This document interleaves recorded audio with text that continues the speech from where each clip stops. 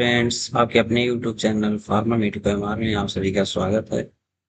आज हम D pharm first year की human anatomy and physiology subject के बारे में डिस्कस करेंगे। इसमें हम लोग देखेंगे यूनिट फर्स्ट आपका scope of anatomy and physiology है। ठीक, उसमें हम लोग पहला टॉपिक पढ़ेंगे scope of anatomy and physiology. Definition क्या है?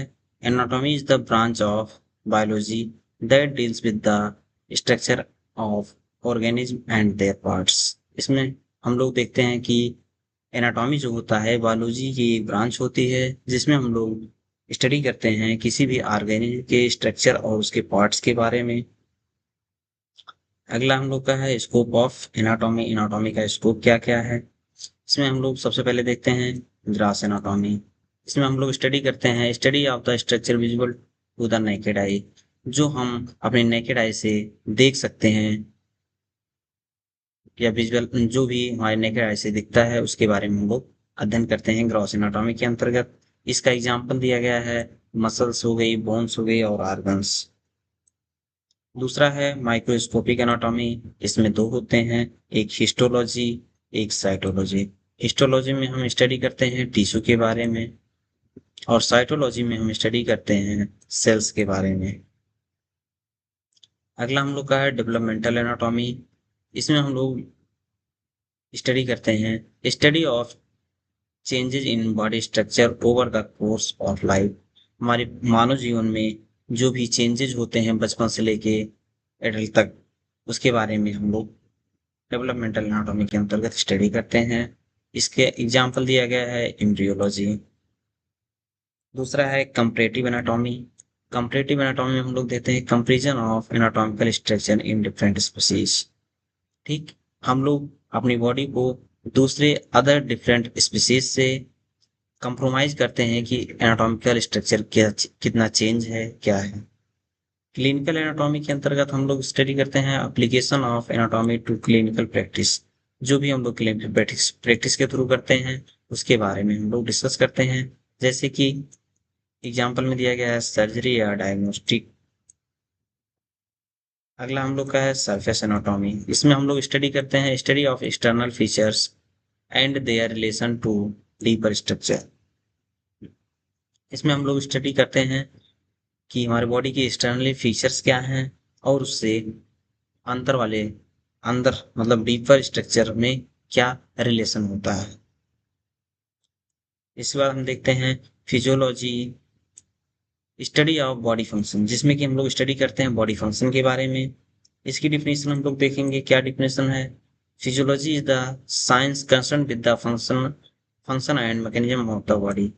इसमें हम लोग कंसर्न करते हैं किसी भी बॉडी के फंक्शन और उसके मैकेनिज्म के बारे में। अगला है स्कोप ऑफ फिजियोलॉजी। इसमें हम लोग स्टडी करते हैं ह्यूमन फिजियोलॉजी के बारे में। सबसे पहले study of normal functioning of human body systems. ठीक, नॉर्मल ह्यूमन बॉडी सिस्टम का फंक्शन क्या होता है? जैसे कि एग्जांपल में इसमें दिया गया है कार्डियोवैस्कुलर रेस्पिरेटरी। ठीक, अगला है cellular physiology, study of how individual cell functions. इसमें हम लोग स्टडी करते हैं कि इंडिविजुअल सेल के फंक्शन के बारे में। सिस्टमिक फिजियोलॉजी में हम लोग स्टडी करते हैं फंक्शनिंग ऑफ स्पेसिफिक ऑर्गन। किसी भी स्पेसिफिक ऑर्गन के बारे में हम लोग इसमें सिस्टमिक फिजियोलॉजी के अंतर्गत अध्ययन करते हैं। इसमें आता है आपका रेनल और डाइजेस्टिव। पैथोफिजियोलॉजी की बात जहाँ पे करते हैं हम लोग, वहाँ पे आता है कि study of disorder physiological process associated with disease. Disease के साथ जो फिजियोलॉजिकल या डिसऑर्डर होता है उसके बारे में हम लोग पैथोफिजियोलॉजी, या हम कह सकते हैं कि पैथोफिजियोलॉजी में हम देखते हैं कि जो डिजीज है उससे कैसे ठीक किया जा सकता है। कंपैरेटिव फिजियोलॉजी की बात जहाँ पे आती है वहाँ हम लोग देखते हैं study of functional difference among various organ. मतलब इसमें हम लोग देखते हैं कि अलग अलग ऑर्गन्स का फंक्शन डिफरेंट कैसे है एक दूसरे से। एक्सरसाइज फिजियोलॉजी की बात अगर आती है यहाँ पे तो हम लोग देखते हैं how physical activity effect body function. मतलब जो हम फिजिकल एक्टिविटी करते हैं उसका इफेक्ट बॉडी फंक्शन पे कैसे पड़ता है। इसमें कुछ टर्म्स दिए गए हैं, basic terms in anatomy and physiology. ठीक, इसमें एक टर्म दिया गया है, एक तरफ डिफिनेशन दिया गया। इसमें दिया गया सबसे पहले anatomy, the study of the structure of body parts and their relationship to one another। ठीक, study of structure of body, body के स्ट्रक्चर के बारे में हम लोग स्टडी करते हैं या उसके पार्ट्स के बारे में करते हैं। And their relation to one another, एक दूसरे से इसका रिलेशन कैसे होता है। अगला है फिजियोलॉजी, ऊपर हम लोगों ने पढ़ा कि the study of function of body parts and how they work together, body का फंक्शन कैसे होता है, किस किस पार्ट में होता है और उसका एक दूसरे के साथ वर्क कैसा होता है।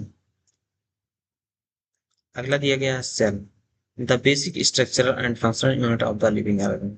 क्या होता है सेल, क्या होता है लिविंग ऑर्गेनिज्म का basic structural and functional unit होता है। अगला है tissue, a group of similar cell that perform a specific function. Tissue जो होते हैं सेल का एक ग्रुप होता है जो परफॉर्म करता है उस स्पेसिफिक फंक्शन को। ऑर्गन्स की बात आती है तो हम इसमें देखते हैं a structure made up of different type of tissue. ये क्या ऑर्गन्स क्या करते हैं, डिफरेंट टाइप ऑफ टिश्यू से मिलकर बने होते हैं organs, working together to perform a specific function, और इनका काम होता है कि ये स्पेसिफिक फंक्शन को परफॉर्म करते हैं।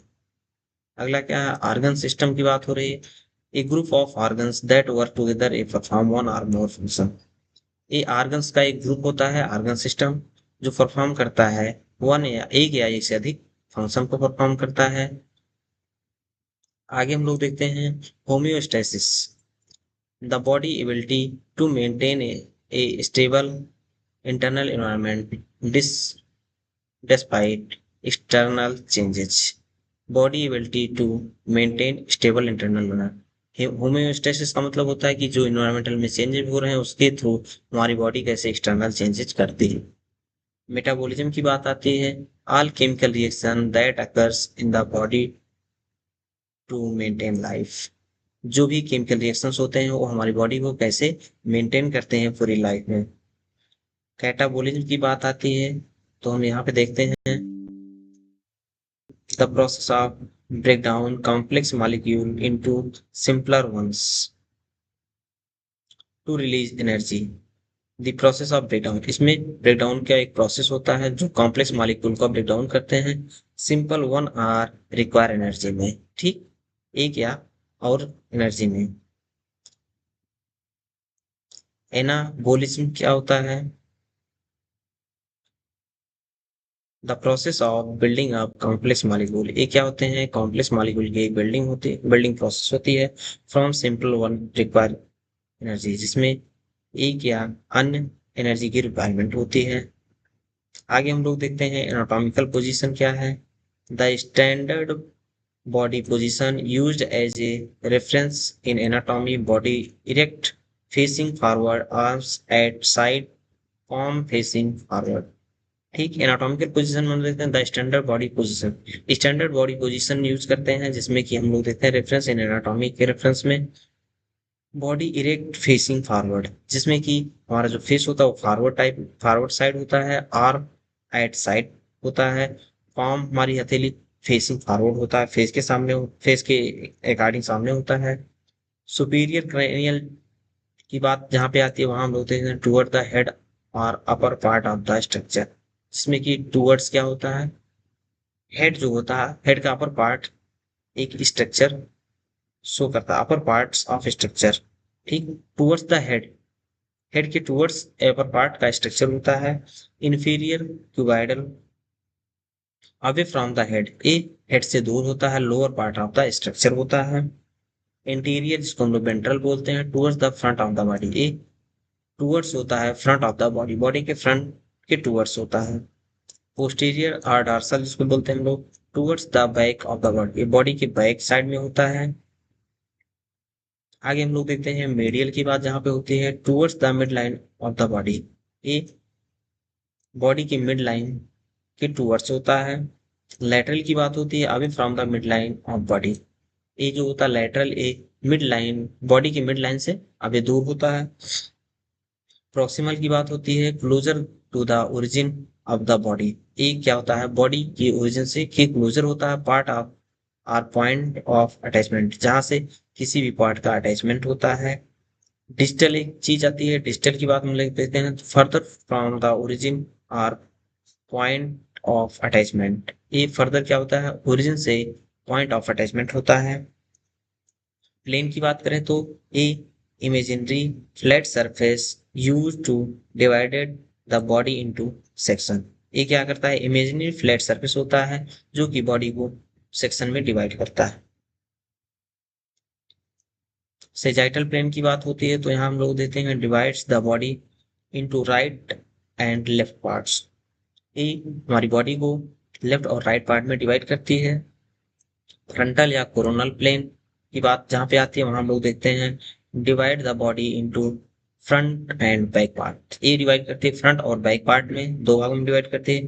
ट्रांसवर्स प्लेन की बात जहाँ पे आती है वहां हम लोग देखते हैं divides the body into upper and lower part. ये अपर और लोअर पार्ट में बॉडी को डिवाइड करती है। कुछ फिगर्स आप लोग को यहाँ दिया गया है, फ्रंटल प्लेन, मीडियल प्लेन, ठीक, ट्रांसवर्स प्लेन,